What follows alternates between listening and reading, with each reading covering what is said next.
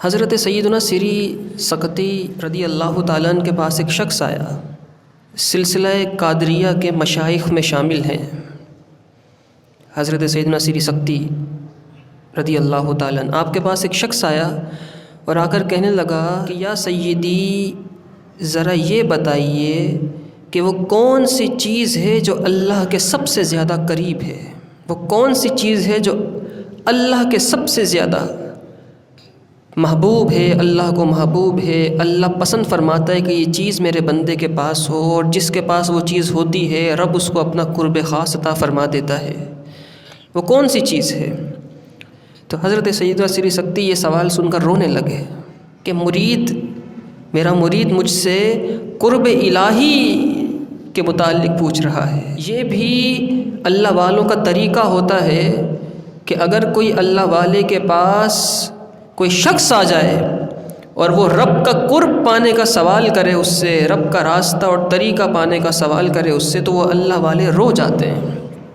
اس خوشی میں رو جاتے ہیں، اس خوشی میں آنسو آ جاتے ہیں کہ دیکھو رب کی بارگاہ میں ایک اور شخص جانے کی تیاری کر رہا ہے۔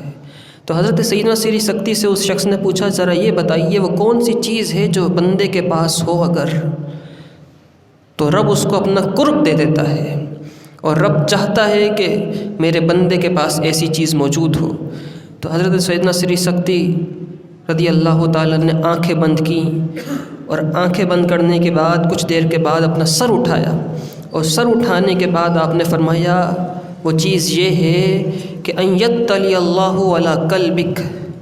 وانت لا ترید من الدارین غیرہ۔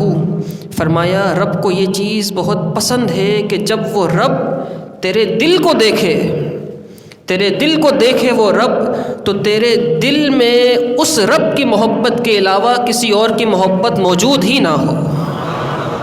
اس کی محبت کے علاوہ پورے عالم میں تو کسی چیز کو چاہتا ہی نہ ہو۔ لا ترید فی الدارین غیرہ، تو دونوں عالم میں اس کے علاوہ کسی کی طلب ہی تجھے نہ ہو، کوئی چیز چاہتا ہی نہ ہو، وہ اس چیز کو پسند فرماتا ہے، جس کے دل میں یہ چیز پا لیتا ہے اس کو قرب خاص کی منزلیں عطا فرما دیتا ہے۔